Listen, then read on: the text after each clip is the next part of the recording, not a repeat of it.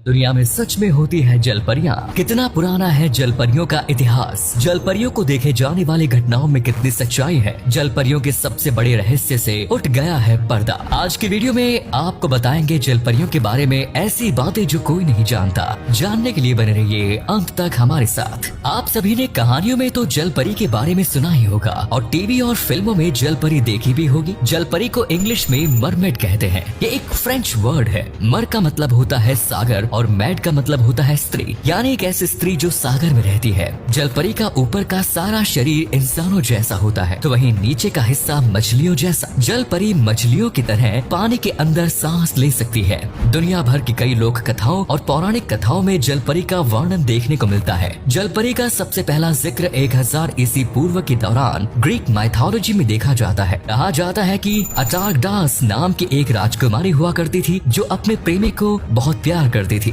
लेकिन एक बार उसे अपने ही प्रेमी को मारना पड़ा और प्रेमी को मारने के बाद राजकुमारी को बहुत दुख हुआ। उसने समुद्र में कूदकर अपनी जान देने की कोशिश करी, लेकिन वो जलपरी बन गई। अलेक्जेंडर की बहन के बारे में भी कहा जाता है कि वो मरने के बाद जलपरी बन गई थी। यूरोप, अफ्रीका और एशिया सहित दुनिया के अलग अलग कोनों में जलपरी की कई कहानियां मौजूद है। रामायण में भी जलपरी के बारे में वर्णन है। हालांकि ये वर्णन थाईलैंड और कंबोडिया के वर्जन में देखने को मिलता है। कहा जाता है कि हनुमान जी जब सीता माता की खोज में समुद्र पार कर श्रीलंका जा रहे थे तो बीच में स्वर्ण मच्छा नाम की एक जलपरी ने उनका रास्ता रोकने की कोशिश की थी। वो जलपरी असल में रावण की बेटी थी, लेकिन हनुमान जी उसे परास्त करते हुए आसानी से आगे बढ़ गए। कई कहानियों में जलपरी को अच्छा माना जाता है तो कई जगह इन्हें शैतान का रूप माना जाता है। अफ्रीका में जलपरियों को बुरा समझा जाता है। कहा जाता है कि जलपरियों के पास कई अलौकिक और दिव्य शक्तियाँ होती है। ये आसानी से इंसानों को सम्मोहित कर सकती है। ये एक मधुर संगीत के जरिए इंसानों को आकर्षित करती है और इंसान इनके जाल में फंसकर पानी में कूदकर अपनी जान गंवा देता है। कई जहाज डूबने की घटनाएं और तेज तूफान आने का कारण भी जलपरी को ही माना जाता है। पौराणिक कथाओं में किंगडम ऑफ नालंदा के बारे में लिखा गया है। कहा जाता है कि समुद्र के नीचे एक रहस्यमय दुनिया बसी हुई है जहाँ केवल जलपरियां रहती हैं। इस दुनिया में अभी तक इंसान नहीं पहुँच पाए हैं। मिस्र की कई प्राचीन गुफाओं में जलपरी के चित्र बने हुए हैं जिसमें इंसान जलपरी का शिकार करते हुए दिखाया गया है। माना जाता है कि खुद को इंसानों से महफूज रखने के लिए जलपरियां छिपकर रहती है। इसके अलावा कुछ जलपरियों को अच्छा भी माना जाता है। जलपरियां डूबते हुए इंसानों को बचाती है। कोई रास्ता भटक जाए तो उनकी मदद करती है। जलपरियों का जब भी कहीं वर्णन किया जाता है तो उन्हें बहुत सुंदर बताया जाता है। फिल्मों में भी जलपरियां काफी सुंदर और आकर्षक दिखाई जाती है। भारतीय पुराणों में भगवान विष्णु के मत्स्य अवतार का वर्णन मिलता है जिनका आधार शरीर इंसान का था और आधा शरीर मछली का। ये भी कहा जाता है कि जलपरियों के आंसू मोती में बदल जाते हैं और इसीलिए प्राचीन समय से लेकर आज तक मछुआरे जलपरियों का शिकार करने की कोशिश में लगे हुए हैं। ये तो सब लोक कथाओं की बातें हैं। अब असल जिंदगी में जलपरी के अस्तित्व की बात करते हैं। वैज्ञानिकों का मानना है कि जिस समय मानव सभ्यता का विकास हो रहा था तो मानव प्रजाति में कई प्रकार के बदलाव हो रहे थे। ऐसे में कुछ इंसानों ने खुद को पानी के भीतर रहने लायक विकसित करने की कोशिश की होगी और वही लोग बाद में जलपरी के में विकसित हुए।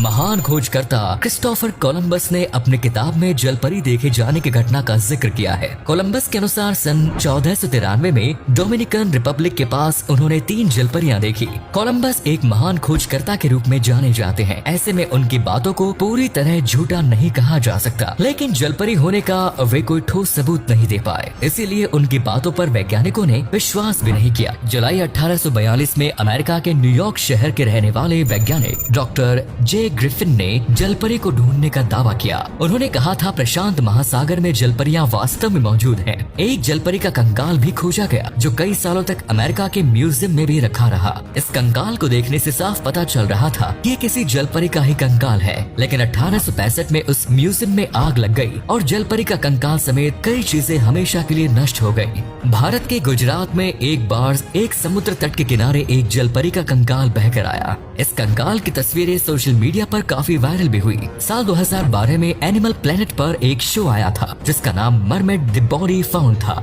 इस शो में पानी के नीचे की रहस्यमयी दुनिया के बारे में बताया गया, जिसमें एक जलपरी की वीडियो भी दिखाई गई। हालांकि बाद में पता चला कि वो वीडियो फेक है और केवल दर्शकों को जलपरी के बारे में अच्छे से समझाने के लिए उसे बनाया गया।